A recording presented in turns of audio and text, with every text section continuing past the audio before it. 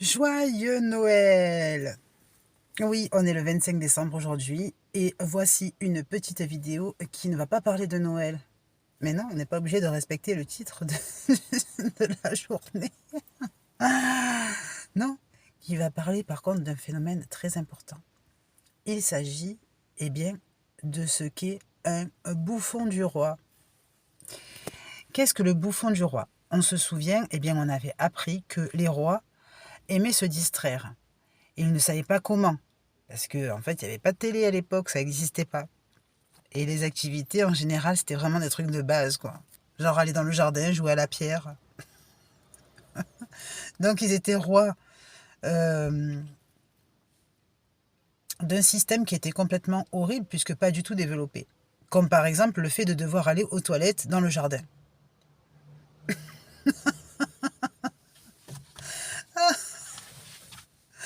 Donc voilà, ils étaient rois uniquement sur la base de ce que le reste de la société était complètement dans la catastrophe. C'est-à-dire que eux, à la rigueur, bon, ils avaient une maison plus grande que les autres, quoi, c'est tout. Et ils avaient trouvé, eh bien, grâce aux ferronniers du village, comment faire des bijoux. Donc, ils étaient riches, quoi. Ils disaient, ouais, vas-y, tu me passes tout ce que tu sais faire et tout ça. Et en fait, fais-moi une couronne, allez, sur la tête. Ça ressemblera à une mâchoire de requin de mon cerveau. Pour que je sois plus intelligent que tout le monde.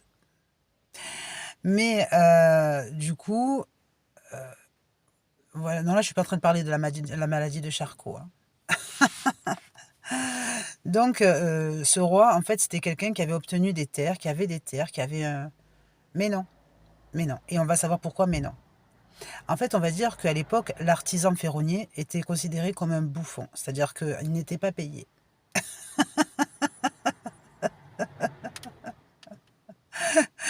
À l'époque, le voleur existait de partout.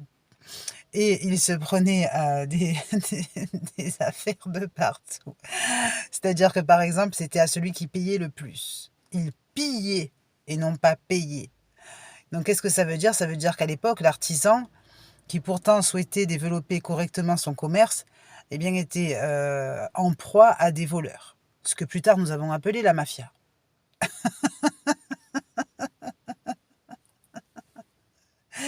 Et donc, tous ces gens qui pourtant avaient des talents à développer, eh bien, n'en développaient rien du tout, puisque tout ce qu'ils avaient était pillé.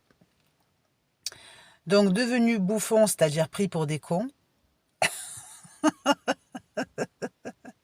ils ont décidé d'aller piéger le roi par le rire. C'est-à-dire qu'ils se sont dit, eh bien, on va aller animer l'ennui du roi qui pourtant a tout ce qui nous appartient à la base, c'est-à-dire nos arts fabriqués. D'accord?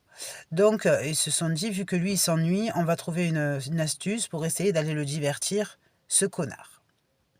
Mais bien sûr, inutile de s'imaginer comment ils ont fait pour eh bien, le tuer et prendre sa place et s'établir en tant que roi.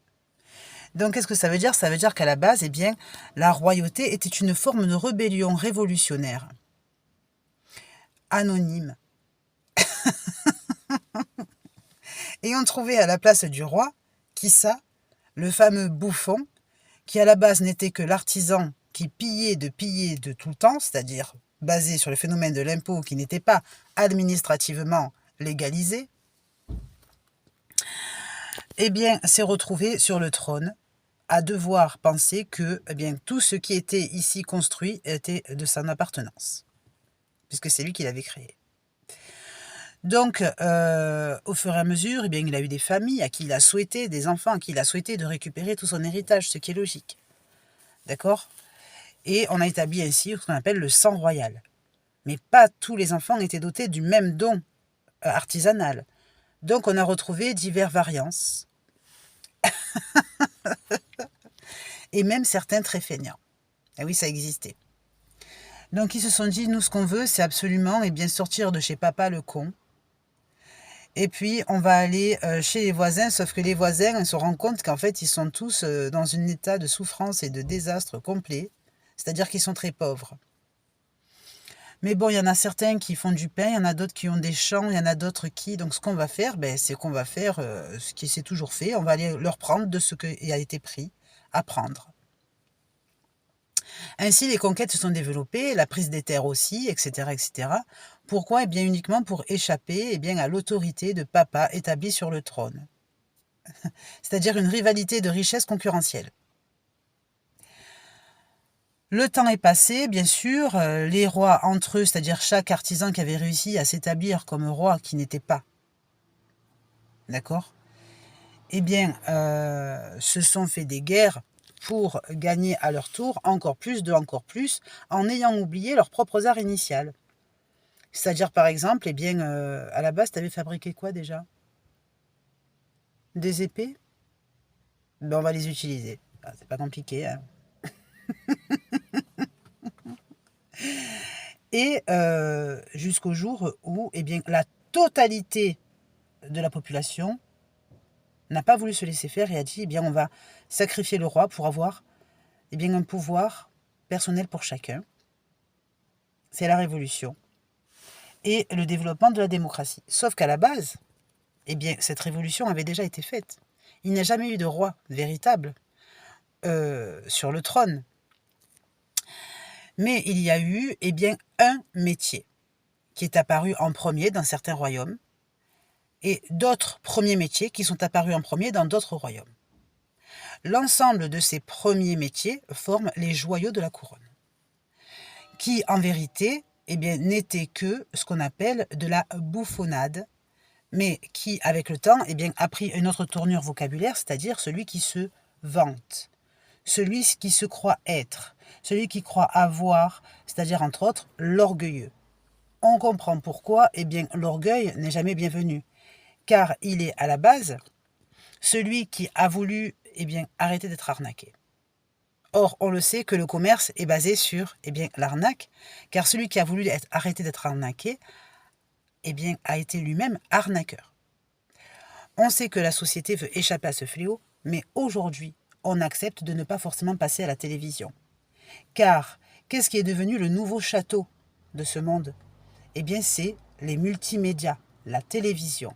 Être dans le château, c'est être à la télévision, être une star. Donc le château existe, et les autres métiers aussi. Mais il n'y a pas de gestion unique. Car la télévision, en vérité, est elle-même un objet. Ce qui veut dire qu'à ce jour, la bouffonnade et l'objet sont les mêmes. Et ainsi, le matérialisme mène à cet état rétroactif temporel. Ça veut dire que le matérialisme qui mène à vouloir garder des motivations d'obtention, etc., demande une rétroactivité dans le temps et de passer par l'histoire réelle, biologiquement établie, le schéma, pour pouvoir y accéder. Ce qui veut dire évidemment que celui qui fait son transfert est en tension. C'est pourquoi il est important de savoir connaître cette vérité pour la transformer.